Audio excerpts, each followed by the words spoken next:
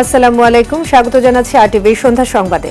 আপনাদের সঙ্গে আছি আমি সৈয়দা সাদিয়া বেনাজির, আমি রিদওয়ানা বিনতে জলিল। অন্যান্য কৃষি পণ্যের মতো পাট শিল্পের উন্নয়নেও কৃষক সহ সংশ্লিষ্টদের প্রয়োজনীয় সব ধরনের প্রণোদনা দেবে সরকার। সকালে বঙ্গবন্ধু আন্তর্জাতিক সম্মেলন কেন্দ্রে জাতীয় পাট দিবস ও পাট পণ্যের মেলার উদ্বোধনী অনুষ্ঠানে একথা জানান প্রধানমন্ত্রী শেখ হাসিনা। এ সময় পাট রপ্তানি বহুমুখীকরণ ও নতুন নতুন বাজার খুঁজতে সংশ্লিষ্টদের তাগিদ দেন সরকার প্রধান। মারুফ রেজার রিপোর্ট। আর এই সোনালী পাটের জন্য বাংলাদেশকে বলা হয় সোনালী আশির দেশ, কেননা একসময় বৈদেশিক মুদ্রা অর্জনের প্রধান মাধ্যম ছিল এই পাট। তবে সময় পরিবর্তনে নানা প্রতিবন্ধকতায় অনেকটা পিছিয়ে পড়েছে এই খাত। বরাবরই পাট শিল্পকে সর্বাধিক প্রাধান্য। পাটের পরিবর্তে এখন বিশ্ববাজারে চাহিদা বেড়েছে পাটজাত পণ্যের, তাই পণ্য রপ্তানির মাধ্যমেই পাটের সেই সোনালী দিন ফিরিয়ে আনার উদ্যোগ নিচ্ছে সরকার। সেই প্রত্যাশায় বঙ্গবন্ধু আন্তর্জাতিক সম্মেলন কেন্দ্রে 3 দিনব্যাপী পাট পণ্য মেলা এবং বিজেএমসির 6টি মিলের বাণিজ্যিক উৎপাদন কার্যক্রমের উদ্বোধন করেন প্রধানমন্ত্রী শেখ হাসিনা। তখন কোনো রিজার্ভ মানি ছিল না। পরে প্রধানমন্ত্রী বলেন, বৈশ্বিক জলবায়ু পরিবর্তনের কারণে পাট শিল্পের সুদিন ফিরে আসার ভালো সুযোগ রয়েছে, যাকে পুরোপুরি কাজে লাগাতে চায় বাংলাদেশ। জলবায়ু পরিবর্তনের ফলে যে সুযোগটা সৃষ্টি হয়েছে, পরিবেশ বান্ধব পণ্য পাট তেমন একটি পণ্য। একদিকে পাট যেমন কৃষি পণ্য, অপরদিকে পাট আমাদের ইন্ডাস্ট্রির কাঁচামাল, যেটা সম্পূর্ণ আমাদের দেশীয় পণ্য। এই দেশীয় পণ্যটা যদি আমরা উপযুক্তভাবে ব্যবহার করতে পারি, তাহলে এই পাটই আমাদের জন্য আরও অনেক বৈদেশিক মুদ্রা অর্জন করতে পারে এবং দেশীয় বিভিন্ন কাজে আরও ভালোভাবে ব্যবহার করা যেতে পারে। দেশীয় পাট পণ্যের চাহিদা বাড়াতে নতুন নতুন বাজার খোঁজার পরামর্শ দেন শেখ হাসিনা, আর এজন্য বেসরকারি উদ্যোক্তাদের এগিয়ে আসার আহ্বান জানান তিনি। আমি মনে করি আমরা পাটজাত পণ্য যত বেশি উৎপাদন বাড়াতে পারবো, দেশীয় কাজে যেমন লাগবে, আর রপ্তানি ক্ষেত্রেও বিরাট সম্ভাবনার দুয়ার খুলে দেবে। সেদিকে লক্ষ্য রেখেই পাটের রপ্তানির ক্ষেত্রে নতুন নতুন বাজার খুঁজে বের করা, কোন দেশে কী ধরনের চাহিদা আছে সেটা দেখা এবং সেই ধরনের পণ্য উৎপাদন করার দিকে আমাদের দৃষ্টি দিতে হবে। এর আগে পাট পণ্য উৎপাদনে বিশেষ অবদান রাখায় 11 ক্যাটাগরিতে 11 ব্যক্তি ও প্রতিষ্ঠানের হাতে পুরস্কার তুলে দেন প্রধানমন্ত্রী শেখ হাসিনা। সমিতির পক্ষে সম্মাননা স্মারক গ্রহণ করেন মারুফ রেজা, আরটিভি, ঢাকা। সোমালিয়ার জলদস্যুদের হাতে জিম্মি বাংলাদেশি জাহাজ এমভি আব্দুল্লাহ জাহাজটি আজ ভোরে দেশটির হোবো উপকূলে নোঙর করেছে। এর আগে জিম্মি হওয়া জাহাজটির পিছু নেয় ইউরোপিয়ান ইউনিয়নের যুদ্ধ জাহাজ। সে সময় জলদস্যুদের সঙ্গে গোলাগুলি হয় দুপক্ষের। ইউরোপীয় ইউনিয়নের বরাত দিয়ে এ তথ্য জানায় এবিসি নিউজ। ভারত মহাসাগরে জলদস্যুদের উৎপাত এড়াতে এবং প্রতিহত করতে কাজ করে ইউরোপীয় ইউনিয়নের অপারেশন আটলান্টা।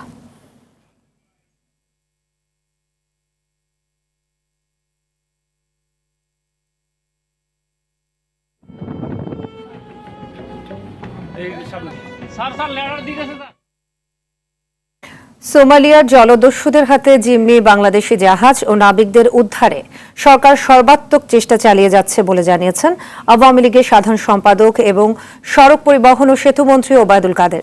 সোমালিয়ার দস্যুরা মূলত অর্থের কারণে এমন ঘটনা ঘটিয়েছে বলে উল্লেখ করে মেরিটাইম অ্যাফেয়ার্সের পররাষ্ট্র সচিব খোরশেদ আলম বলেন, দস্যুরা সরকারকে চাপে ফেলতে পারে এমন সংবাদ প্রকাশ থেকে বিরত থাকা প্রয়োজন। শাকিলা করিমের রিপোর্ট। দুর্ভিক্ষ পীড়িত সোমালিয়ায় আইন শৃঙ্খলা পরিস্থিতি খুবই নাজুক। সন্ত্রাসবাদে উদ্বুদ্ধ বিপদগামী জলদস্যুদের মূল লক্ষ্য বাংলাদেশি জাহাজ ও নাবিকদের আটকে মুক্তিপণ আদায় বলে মন্তব্য করেছেন আওয়ামী লীগের সাধারণ সম্পাদক এবং সড়ক পরিবহন ও সেতুমন্ত্রী ওবায়দুল কাদের। বিপদগামী হয়েছে তাদের দেশের অর্থনৈতিক অবস্থার কারণে। বঙ্গবন্ধু এভিনিউয়ে আওয়ামী লীগের কেন্দ্রীয় কার্যালয়ে সাংবাদিকদের সঙ্গে মতবিনিময়কালে কাদের একথা জানান। বলেন, জিম্মিদের উদ্ধারে পররাষ্ট্র মন্ত্রণালয় তৎপরতার সাথে যোগাযোগ রক্ষা করে চলেছে। যারা ওখানে আছে আমাদের 26 জন, এদের ইন্স্যুরেন্সও আছে।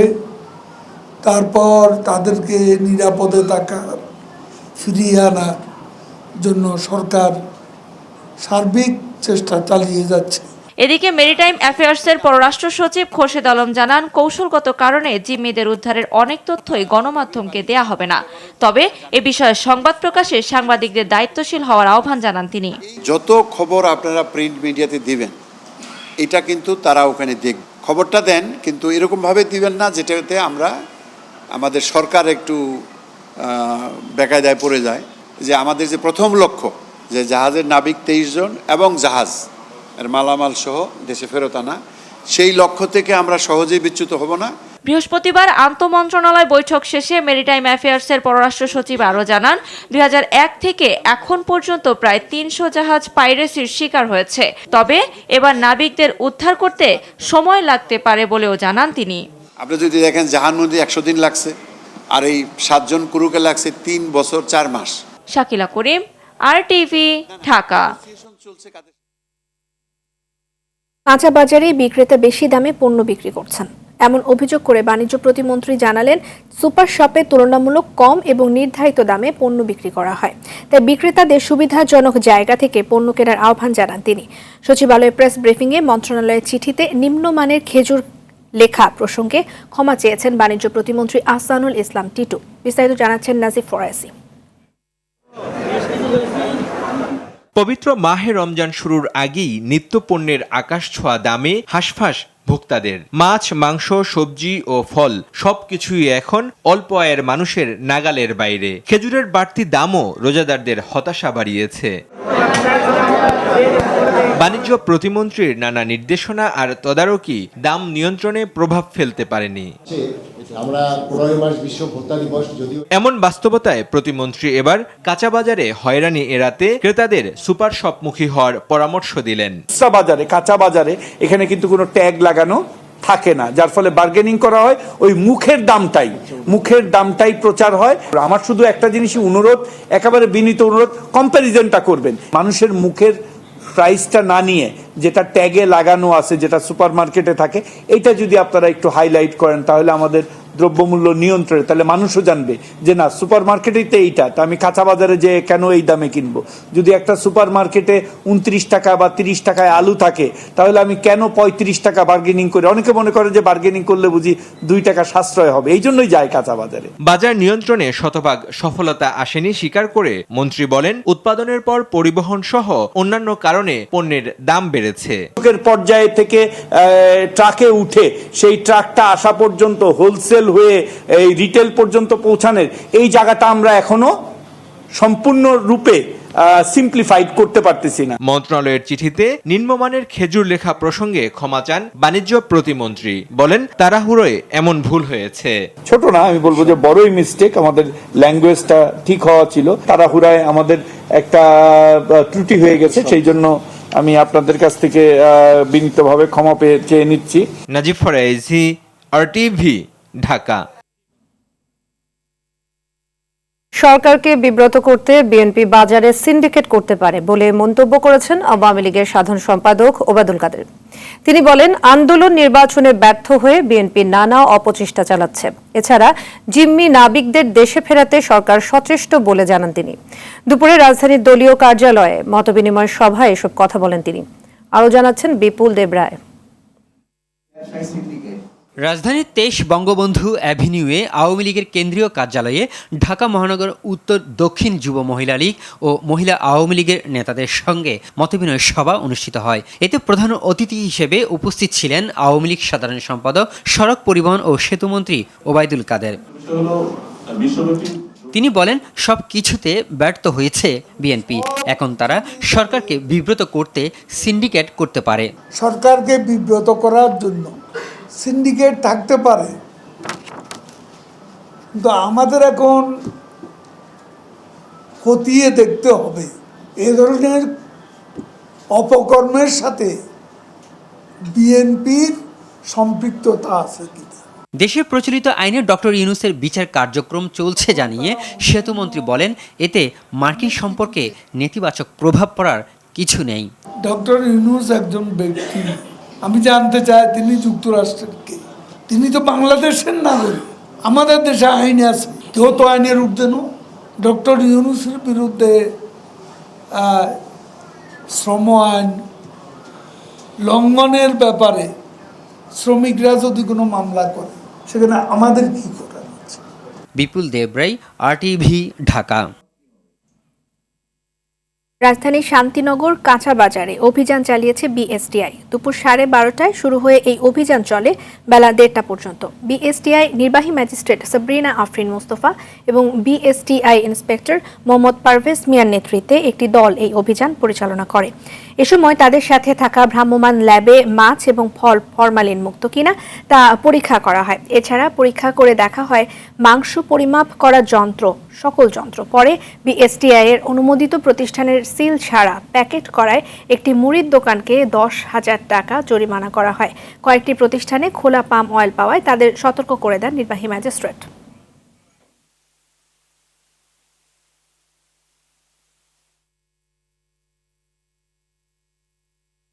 গাজীপুরের কালিয়াকৈরে গ্যাস সিলিন্ডার বিস্ফোরণে দগ্ধদের চিকিৎসার দায়িত্ব নিয়েছেন প্রধানমন্ত্রী। সকালে Sheikh Hasina burn and plastic surgery ইনস্টিটিউটে দগ্ধ রোগীদের দেখতে গিয়ে কথা জানান স্বাস্থ্যমন্ত্রী ডাক্তার সামন্তলাল সেন। আহতদের কেউ এখনো শঙ্কামুক্ত নয় বলেও জানান মন্ত্রী। রফিকুল ইসলামের রিপোর্টে দেখুন বিস্তারিত। বুধবার গাজীপুরের কালিয়াকৈরে তেলিরচালার টপ স্টাপ এলাকার বাসিন্দারা ইফতারের প্রস্তুতি নিচ্ছিলেন। সে মুহূর্তে শফিক মিয়ার বাড়িতে সিলিন্ডার থেকে গ্যাস লিকেজ হয়। এ অবস্থায় সিলিন্ডারটি বাড়ির বাইরে ছুড়ে মারলে আশেপাশের উৎসুক জনতা ঘটনাস্থলে ভিড় জমায়। এ সময় বিস্ফোরণে নারী ও শিশুসহ 35 থেকে 40 জন দগ্ধ হয়। আহতদের মধ্যে 32 জনকে ভর্তি করা হয় রাজধানীর Sheikh Hasina burn and plastic surgery ইনস্টিটিউটে। দগ্ধ হয়েছেন কারো স্বামী, কারো স্ত্রী, কারো ভাই কিংবা সন্তান। গেল রাত থেকে হাসপাতালের করিডোরেই অপেক্ষায় দিশেহারা স্বজনরা। পাশে যে আরেকটা মহিলা যে ভাত বসাইছে, ওই মহিলাকে আমিও কইছি, সবাই কইছে যে হয়েছে তুমি চুলাটা পানি দিয়ে নিবাও। ওই মহিলা আর শোনেন নাই। ওই আগুনটা যাইয়া ছিটা লাগিয়া ওই সময় সবার শরীরে লাগছে। ইফতারের সময় ওই সময় তাড়াতাড়ি আসলাম, আসা দেখি যে এই হাত এই সাইডে হাত, ফির এই পা এই জায়গা থেকে অনেক ক্ষতি হয়েছে, পুড়ে গেছে। বৃহস্পতিবার সকালে দগ্ধদের চিকিৎসার খোঁজ খবর নেন স্বাস্থ্যমন্ত্রী। কথা বলেন রোগীর স্বজনদের সাথে। এখানে কোনো টাকা পয়সা কেউ কোনো খরচ হবে না, কোনো ঔষধ কিনবেন না। এখান থেকে সব ঔষধপত্র সব সরকার থেকে দেওয়া হবে। এর মধ্যে 80-90% রোগী, প্রায় 10 জনের বেশি বাচ্চা আছে। সুতরাং এটা মানে এত বড় খারাপ ঘটনা, মানে খুবই মর্মান্তিক এবং মানে রোগীগুলো এত মানে বাজে যে সবারই শ্বাসনালী পড়ে গেছে। আমরা চেষ্টা করব, বাকিটা এই মুহূর্তে কিছু বলা মুশকিল, তবে এদের কেউ আশঙ্কা মুক্ত না। পরিবারের সদস্যদের মতো রোগীদের সেবা দিতে চিকিৎসকদের প্রতি আহ্বান জানান স্বাস্থ্যমন্ত্রী। সর্বাত্মক চেষ্টা করার জন্য সরকার থেকে বলা হচ্ছে। রফিকুল ইসলাম, RTV, ঢাকা। ঘরে ঘরে বাড়ছে জ্বর সর্দির প্রকোপ। গেল 15 দিনে স্বাভাবিক সময়ের চেয়ে দ্বিগুণ রোগী চিকিৎসকদের শরণাপন্ন হয়েছেন। বায়ু দূষণ এবং আবহাওয়ার পরিবর্তনই এর কারণ বলে জানান চিকিৎসকেরা। জ্বর সর্দি থেকে রক্ষা পেতে আবহাওয়া সম্পর্কে সতর্কতা, স্বাস্থ্যবিধি মানা এবং অস্বাস্থ্যকর খাবার না খাওয়ার পরামর্শ দিয়েছেন তারা। দীপ্তচন্দ্র পালের রিপোর্ট। শীতের পর বসন্তের মিষ্টি বাতাস মনে দোলা দিয়ে যায়। তবে আবহাওয়ার এই পরিবর্তনে জনজীবনে আতঙ্ক ছড়াচ্ছে রাইনো ভাইরাস। শুধু তাই নয়, বায়ু দূষণের কারণেও এই ভাইরাসে আক্রান্ত হচ্ছে সব বয়সের মানুষ। ভাইরাসের লক্ষণ ঘরে ঘরে জ্বর সর্দি কাশি। সবচেয়ে বেশি ঝুঁকিতে শিশু ও বৃদ্ধরা, যাদের মধ্যে অনেকেই আক্রান্ত হচ্ছে নিউমোনিয়াতে। বাচ্চাটার জ্বর সর্দি কাশি 15 দিন যাবত, প্রায় 15 দিন যাবত লেগে আছে, ভালো হচ্ছে না। এই জন্য শিশু হাসপাতালে আসা। জ্বর কাশি ঠান্ডা লাগে আছে। ডাক্তার বলতেছে খাওয়া, আবার ওষুধ চেঞ্জ করে দিতেছে। আবার আসছি, দেখাই কি বলে দেখি। শুধু নাক বন্ধ হয়ে থাকে, না দুধ খাইতে পারে না। পরে এখানে নিয়ে আসছি, পরে ওষুধ দিছে, ওগুলা খাওয়ানোর ভিতরে মানে হঠাৎ করে দিই শ্বাসকষ্ট। প্রতিদিন প্রায় 60% রোগী জ্বর ঠান্ডা নিয়ে হাসপাতালে যাচ্ছেন। এই সময়টাতে দেখা গেছে সবচেয়ে বেশি আক্রান্ত হয় আমাদের বাচ্চারা। প্রতিদিন আমাদের প্রায় 60% কেসই হচ্ছে যে আমাদের নিউমোনিয়া এবং ঠান্ডাজনিত এবং অ্যালার্জিজনিত রোগগুলো হচ্ছে যে আমরা পাচ্ছি। মাস্ক পরা এবং স্বাস্থ্যবিধি মানলেই রাইনো ভাইরাস থেকে রক্ষা পাওয়া সম্ভব। এখন যে ভাইরাসটিতে আমরা সবাই আক্রান্ত হচ্ছি হাঁচি কাশিতে, সেই ভাইরাসের নাম হলো রাইনো ভাইরাস। এই ভাইরাসটা মোকাবেলা করার জন্য কোভিডের মতোই আগে আমরা যেসব জিনিস করেছি, হাত ধোয়া বলেন, নাকে মানে রুমাল দিয়ে মুছা এবং টিস্যু ব্যবহার করে বাইরে ফেলে দেওয়া, একজনের সাথে একজন হ্যান্ডশেক না করা, কোলাকুলি না করা যারা আক্রান্ত হয়েছে, এই জিনিসগুলো যদি আমরা মানতে পারি তাহলে আমরা এই রোগ থেকে সুস্থ থাকতে পারবো, ভালো থাকতে পারবো। এ সময় পর্যাপ্ত পানি, তরল খাবার, ফলমূল আর শাকসবজি খাওয়ার পরামর্শ স্বাস্থ্য বিশেষজ্ঞদের। দীপ্তচন্দ্র পাল, RTV, ঢাকা। ক্ষমতাসীনরা কথা বলার রাজনীতি করে, জনগণের না। বিএনপি হতাশাগ্রস্ত দল নয়, জনপ্রিয় দল, এমন মন্তব্য করেছেন বিএনপির ভাইস চেয়ারম্যান মেজর অবসরপ্রাপ্ত হাফিজউদ্দিন আহমদ। দুপুরে নয়াপল্টনে স্বাধীনতা দিবস উদযাপন কমিটির বৈঠক শেষে তিনি বলেন, তত্ত্বাবধায়ক সরকারের অধীনে নির্বাচন হলে বিএনপি ক্ষমতায় থাকত। অতি অল্প সময়ের মধ্যে বিএনপি ক্ষমতায় যাবে বলেও দাবি করেন হাফিজ। দেশ এখন পুলিশি রাষ্ট্র, দেশে গণতন্ত্র নেই বলে প্রতিনিয়ত বিএনপিকে আক্রমণ করে যাচ্ছে সরকার বলেও অভিযোগ করেন তিনি।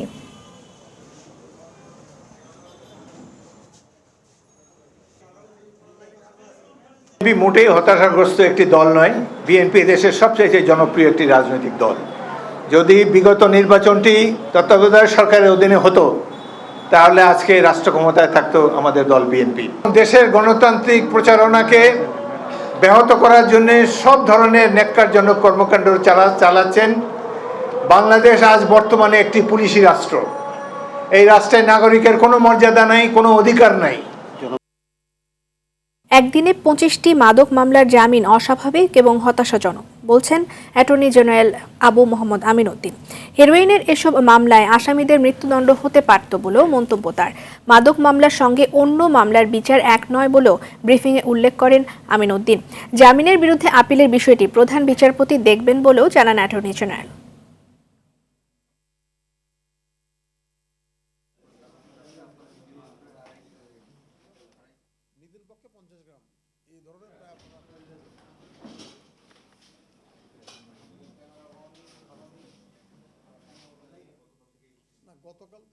প্রত্যেকটি মামলায় কিন্তু দেখবেন আপনারা সর্বোচ্চ হচ্ছে 1 কেজি 53 গ্রামের মতো, আর বাকিগুলো হচ্ছে দেখেন আপনি 900 গ্রাম আছে, 700 গ্রাম আছে, 600 গ্রাম আছে, 500 গ্রাম আছে, 200 গ্রাম আছে। ডিদের পক্ষে হচ্ছে 70 গ্রাম 50 এবং 70, এটা দুটো মামলার, বাকি সব 100-র উপরে। তো এটা একটা খুব আমার কাছে খুব অস্বাভাবিক ঘটনা মনে হয়েছে। ঘাতক ড্রাইভারকে গ্রেপ্তার করায় প্রায় 3.5 ঘন্টা অবস্থান কর্মসূচির পর অবশেষে মহাসড়ক থেকে সরে দাঁড়িয়েছে ঢাকা উত্তর সিটি কর্পোরেশনের পরিচ্ছন্নতা কর্মীরা। এতে ধীরে ধীরে স্বাভাবিক হতে শুরু করেছে সড়কের যানজটের চিত্র। সকাল 6টার দিকে শুরু হওয়া এই অবস্থান কর্মসূচি চলে বেলা 9:30 পর্যন্ত। পরে সিটি কর্পোরেশনের প্রতিনিধিদের সঙ্গে সাক্ষাৎ শেষে অবস্থান কর্মসূচি প্রত্যাহার করে শ্রমিকরা। এই ঘটনার সুষ্ঠু বিচার ও আগামীতে মহাসড়কে কর্মরতদের জীবনের নিরাপত্তা নিশ্চিতের দাবি জানিয়েছেন তারা।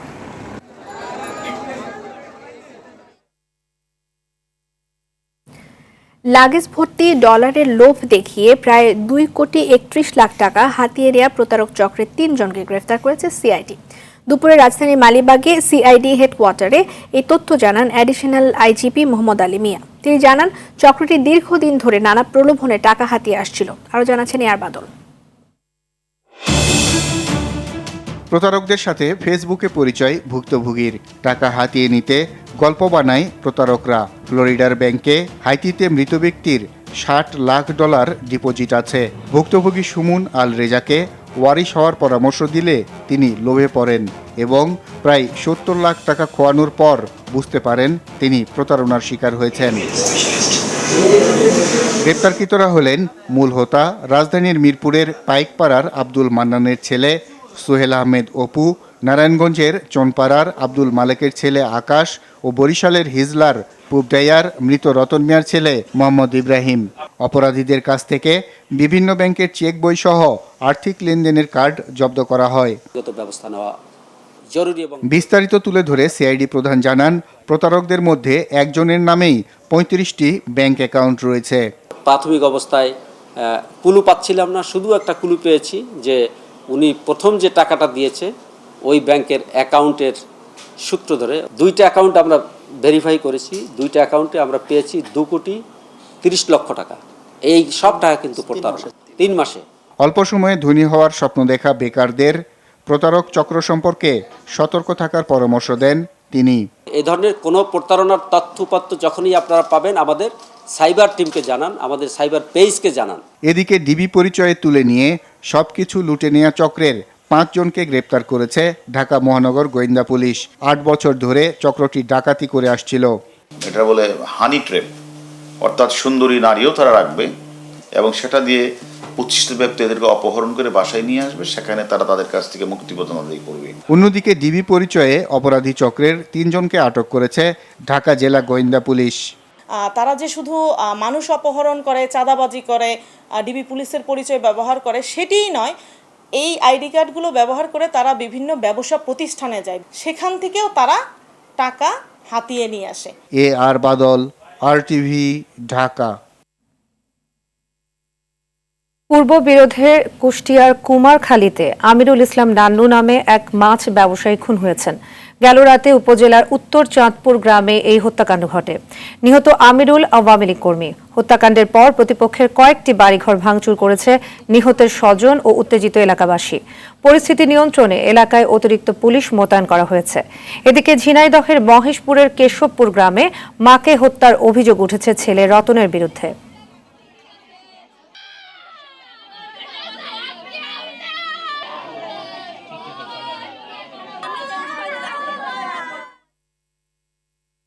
দেশের স্বার্থে প্রতিনিধিত্ব, যোগাযোগ, সাংস্কৃতিক, কূটনীতিক, মার্কিন পররাষ্ট্রনীতি, মার্কিন যুক্তরাষ্ট্র বাংলাদেশ দ্বিপাক্ষিক সম্পর্ক এবং বিশ্বমানের শিক্ষা সম্পর্কে জানাতে ঢাকার পাবলিক অ্যাফেয়ার্স কাউন্সিলর স্টিফেন ইবেলির নেতৃত্বে আলোচনা সভার আয়োজন করেছে মার্কিন দূতাবাস। রাজধানীর বাড্ডায় একটি বেসরকারি বিশ্ববিদ্যালয়ের শিক্ষার্থীদের নিয়ে এই আলোচনার আয়োজন করে দূতাবাস। মার্কিন কূটনীতিকের সাথে কথোপকথন শীর্ষক আলোচনায় স্টিফেন ইবেলি শিক্ষার্থীদের নানা প্রশ্নের জবাব দেন। আর এ সময় তিনি বলেন, বাংলাদেশের শিক্ষার্থীদের আমেরিকায় পড়াশোনার ক্ষেত্রে মানসম্মত সুবিধা রয়েছে।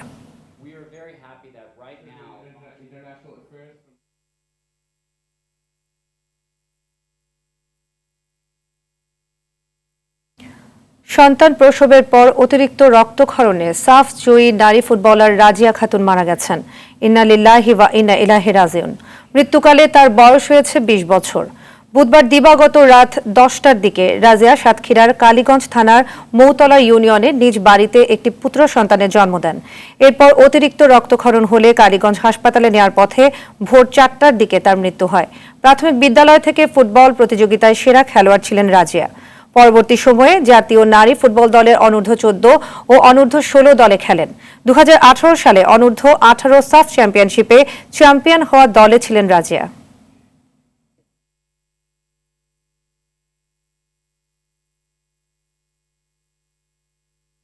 কক্সবাজারের উখিয়ার রোহিঙ্গা ক্যাম্প থেকে মিয়ানমারের সন্ত্রাসী সংগঠন আরসার বাংলাদেশ শাখার প্রধান কমান্ডার ও অর্থ শাখার প্রধান মোহাম্মদ করিম উল্লাহ এবং আরসা প্রধান আতাউল্লাহ জুনুনির দেহরক্ষী আকিজ সহ 4 জনকে গ্রেপ্তার করেছে র্যাব।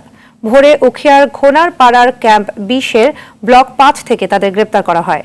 পরে তাদের দেয়া তথ্যের ভিত্তিতে পাহাড়ি আস্তানা থেকে বেশ কয়েকটি বিদেশি পিস্তল, গুলি ও ককটেল উদ্ধার করা হয়। পরে দুপুরে র্যাব 15-এর কার্যালয়ে সংবাদ সম্মেলন করে এসব তথ্য জানান lieutenant colonel HM Sajjad Hossain.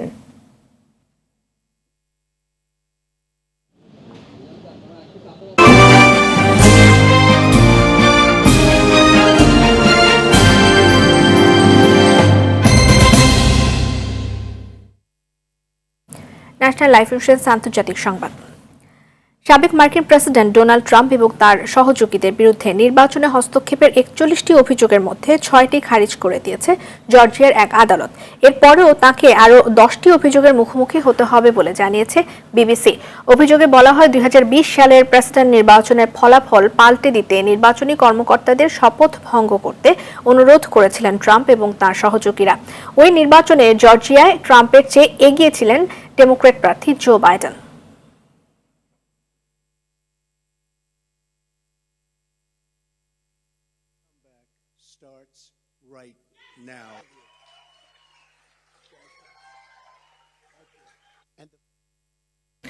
আগামীকাল অনুষ্ঠিত হতে যাচ্ছে রাশিয়ার জাতীয় নির্বাচন। ভোট হবে 3 দিন। কার্যত কোনো প্রতিদ্বন্দ্বী না থাকায় আরও 6 বছরের জন্য ক্ষমতায় বসতে যাচ্ছেন প্রেসিডেন্ট ভ্লাদিমির পুতিন। তবে এই প্রথম অনলাইনে ভোট হবে দেশটির 29টি অঞ্চলে। ভোটার প্রায় 12 কোটি। এরই মধ্যে নির্বাচন বয়কট ও বিক্ষোভের ডাক দিয়েছেন প্রয়াত বিরোধী নেতা নাভালনের স্ত্রী। 1999 সাল থেকে কখনো প্রেসিডেন্ট আবার কখনো প্রধানমন্ত্রী হিসেবে রাশিয়ার ক্ষমতায় আছেন সাবেক কেজিবির গুপ্তচর ভ্লাদিমির পুতিন। এবার জয়ী হলে তার ক্ষমতার মেয়াদ হবে 30 বছর, যা রাশিয়ার সবচেয়ে দীর্ঘ সময় শীর্ষ পদে থাকার রেকর্ড। সংবিধান সংশোধন করে প্রেসিডেন্টের মেয়াদকাল 4 থেকে বাড়িয়ে 6 বছর করেন পুতিন। এছাড়া টানা 2 মেয়াদের পর প্রেসিডেন্ট থাকতে না পারার বাধ্যবাধকতাও তুলে নেওয়া হয়।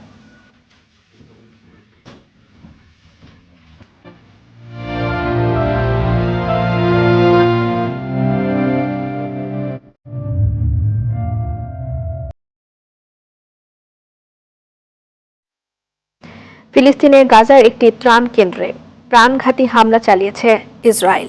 এতে জাতিসংঘের শরণার্থী শিবিরের এক কর্মী সহ মোট 6 জন নিহত হয়েছেন। আহত হয়েছেন আরও 83 জন। গাজায় জাতিসংঘের ফিলিস্তিনি শরণার্থী সংস্থা UNRWA এই তথ্য নিশ্চিত করেছে। বৃহস্পতিবার এক প্রতিবেদনে এই তথ্য জানায় আল জাজিরা। এদিকে জাতিসংঘের ফিলিস্তিনি বিষয়ক সংস্থা অর্থায়ন স্থায়ীভাবে বন্ধ করতে পারে যুক্তরাষ্ট্র। কংগ্রেসের বিরোধিতার কারণে সাময়িক বন্ধ অর্থায়ন স্থায়ী হওয়ার আশঙ্কা রয়েছে।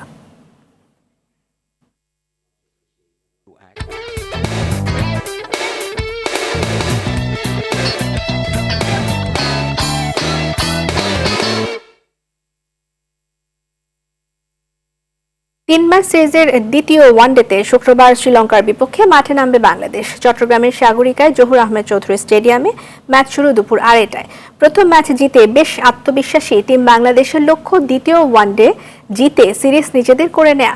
ম্যাচের আগের দিনে ঐচ্ছিক অনুশীলন করেছে বাংলাদেশ দল, অন্যদিকে বিশ্রামের দিন কাটিয়েছে লঙ্কানরা।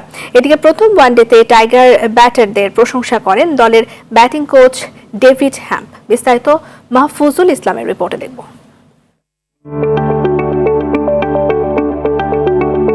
যেখানে শেষ সেখান থেকেই শুরু। দ্বিতীয় ওয়ানডের আগে সাগরিকায় এমন লক্ষ্য রেখেই হয়তো পরিকল্পনা সাজাচ্ছে টিম টাইগার্স। প্রথম ওয়ানডেতে সাগরিকার ব্যাটিং স্বর্গে বেমানান ছিল টিম টাইগার্সের টপ অর্ডার, যা দেখে অনেকের মতোই আহত টাইগার ব্যাটিং কোচ। তবে মাহমুদুল্লাহ মুশফিকের সাথে অধিনায়ক শান্তর উইলোর ঝলকে বাড়তি আত্মবিশ্বাস হ্যাম্পের কণ্ঠে। দ্বিতীয় ওয়ানডেতে লঙ্কান বোলিং ডিপার্টমেন্টে টাইগার ব্যাটারদের আধিপত্য রাখার প্রত্যাশা তার কণ্ঠে। প্রথম ওয়ানডের শুরুটা ভালো হয়নি, কিন্তু পরে মাহমুদুল্লাহ মুশফিক যেভাবে ব্যাট করেছে সেটি অসাধারণ। শান্তর কথা বলতেই হয়, সে অধিনায়ক হিসেবে সামনে থেকে নেতৃত্ব দিয়েছে। আশা করি এর ধারাবাহিকতা বজায় থাকবে।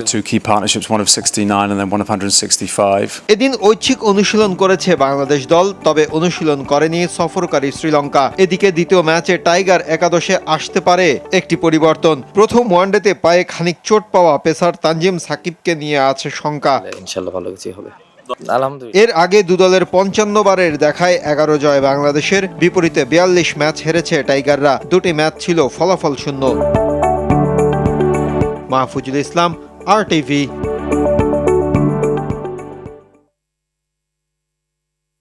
বিশ্বের সর্বকালের সেরা 50 ধনী ক্রীড়াবিদের তালিকা প্রকাশ করেছে খেলাধুলা বিষয়ক বাণিজ্যিক গবেষণা প্রতিষ্ঠান স্পোর্টিকো।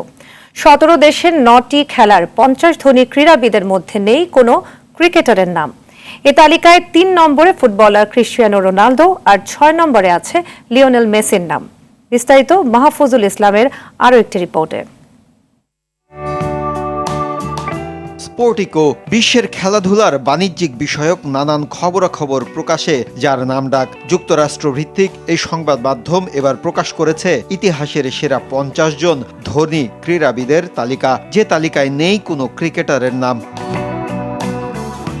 17 দেশের 9টি খেলার 50 জন ধনীর তালিকায় শীর্ষে যুক্তরাষ্ট্রের সাবেক বাস্কেটবল খেলোয়াড় মাইকেল জর্ডান। 2.7 বিলিয়ন মার্কিন ডলার আয় করেছেন সাবেক এই বাস্কেটবল খেলোয়াড়। মূল্যস্ফীতি সমন্বয় করলে তা গিয়ে দাঁড়ায় 3.75 বিলিয়ন ডলারে। এ তালিকায় 2 নম্বরে আছেন যুক্তরাষ্ট্রের গলফার টাইগার উডসের নাম। মোট আয় 1.85 বিলিয়ন ডলার। পর্তুগাল তারকা footballer Cristiano Ronaldo 1.57 billion dollar আয় করে আছেন 3 নম্বরে। 4 নম্বরে যুক্তরাষ্ট্রের গলফার আর্নল্ড পালমার, আর 5 নম্বরে আছে স্বদেশি লিব্রন জেমসের নাম। 7 নম্বরে থাকা লিওনেল মেসির আয় 1.36 বিলিয়ন ডলার। ইন্টার মিয়ামি ক্লাবের অন্যতম মালিক ডেভিড বেকহাম 8 ও 9 নম্বরে আছে টেনিস তারকা রজার ফেদেরারের নাম। তালিকায় 10 নম্বরে আছেন যুক্তরাষ্ট্রের বক্সার ফ্লয়েড। রোনালদো মেসির পর এ তালিকায় রানিং ফুটবলার আছেন মাত্র একজন, ব্রাজিলিয়ান সেন্সেশন নেইমারের আয় $855 মিলিয়ন। তালিকায় তিনি আছেন 16 নম্বরে। মাহফুজুল ইসলাম, RTV।